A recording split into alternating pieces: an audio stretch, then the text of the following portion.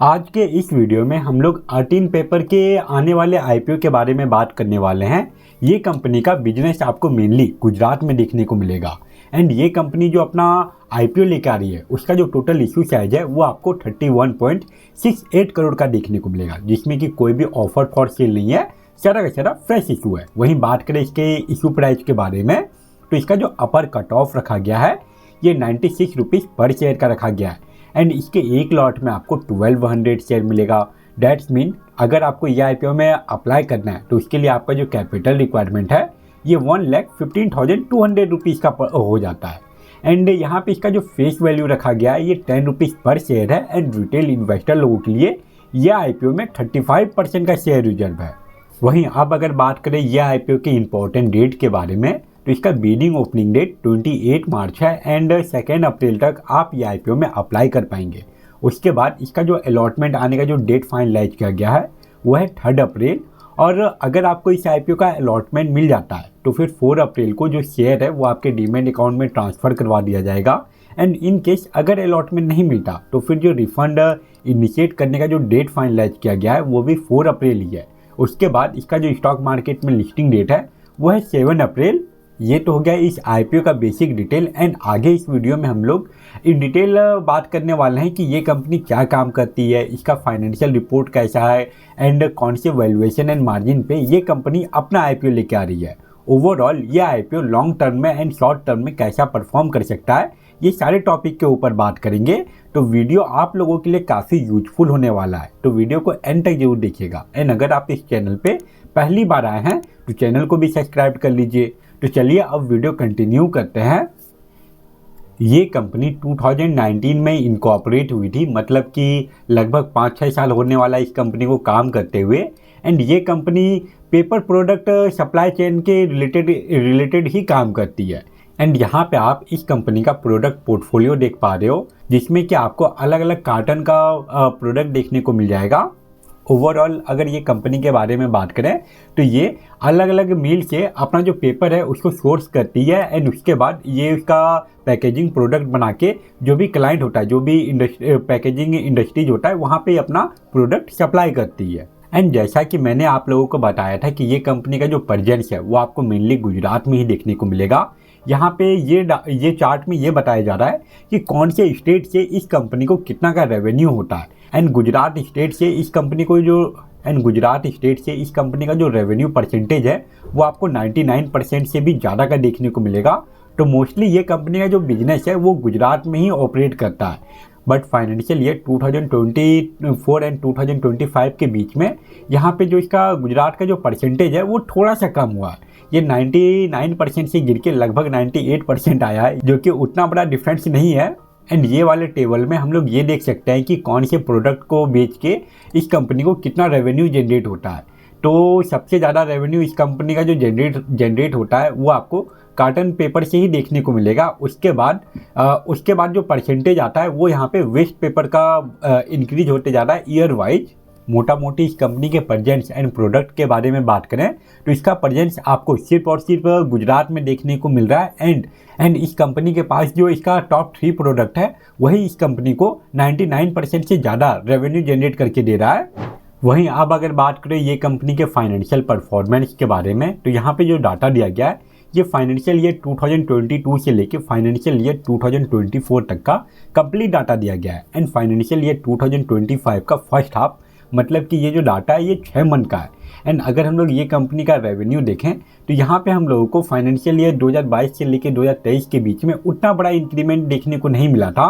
Overall इस company का जो रेवेन्यू है वो आपको 90 से लेके 100 करोड़ के बीच का ही देखने को मिलेगा एंड फाइनेंशियल ईयर 2025 के फर्स्ट हाफ में 6 मंथ में ये कंपनी ऑलरेडी 58 करोड़ का रेवेन्यू जनरेट कर चुकी है और आने वाले 6 मंथ में भी अगर इसका रेवेन्यू ऐसा ही रहा तो ओवरऑल इसका जो रेवेन्यू आने वाला है वो आपको 110 से लेके 120 करोड़ का देखने को मिल जाएगा।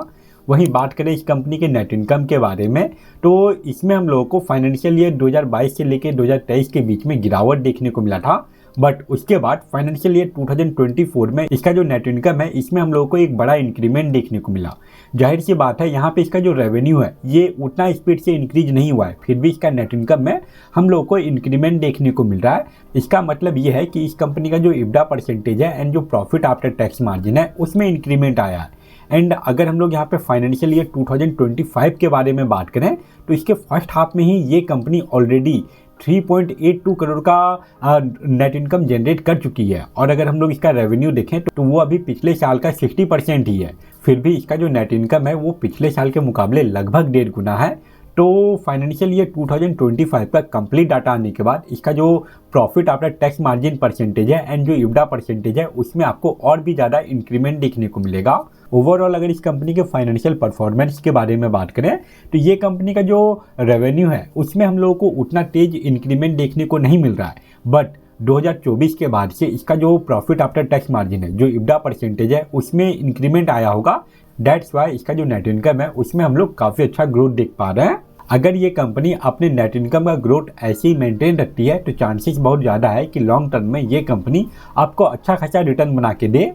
वहीं अब अगर बात करें ये कंपनी के वैल्यूएशन एंड मार्जिन के बारे में तो इसका जो EPS है वो आपको 4 के अराउंड देखने को मिलेगा एंड जो PE रेशियो है वो आपको 24 से भी ज़्यादा का देखने को मिल रहा है। तो यहाँ पे हम लोगों को इसका जो PE रेशियो है वो हम लोगों को काफ़ी ज़्यादा देखने को मिल रहा है एज कम्पेयर टू इसका जितना EPS है।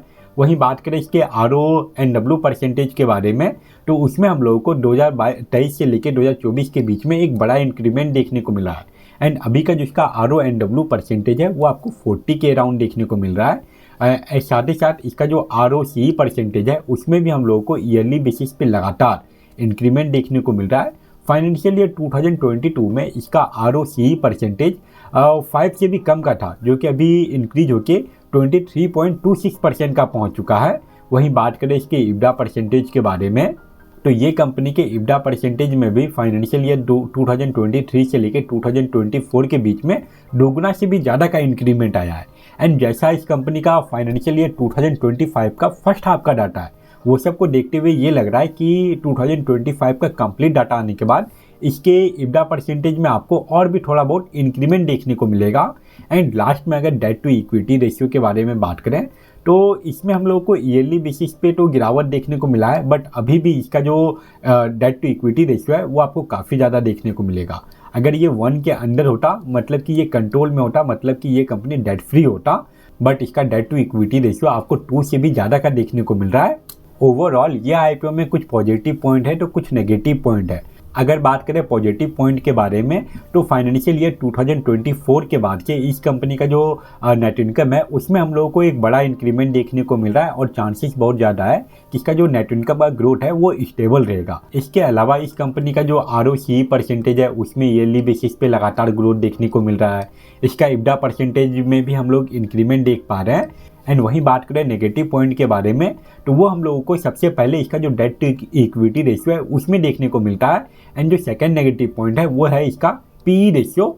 ये सारे पॉजिटिव एंड नेगेटिव पॉइंट के बाद ये कंपनी लॉन्ग टर्म में इन्वेस्टिंग करने के लिए 50-50 है।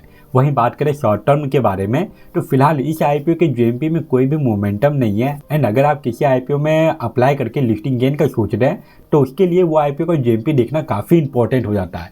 एंड अभी का जैसा मार्केट कंडीशन है वो सबको देखते हुए यही लग रहा है कि ये IPO के GMP में आपको कोई बड़ा इंक्रीमेंट देखने को नहीं मिलेगा। एंड अगर आप ये IPO में लिस्टिंग गेन के लिए अप्लाई करने का सोच रहे थे तो वैसे कंडीशन में आपको ये IPO अवॉइड करना चाहिए। तो ये था 13 पेपर का detail analysis video. I hope आपके लिए ये वीडियो यूजफुल रहा होगा। एंड अगर आपको ये वीडियो यूजफुल लगा तो वीडियो को लाइक जरूर करें। एंड ऐसे ही IPO एंड स्टॉक मार्केट के रिलेटेड रेगुलर अपडेटेड वीडियो पाने के लिए चैनल को भी सब्सक्राइब कर लीजिए। फिलहाल इस वीडियो को यहीं पे एंड करते हैं। Thank you for watching this video.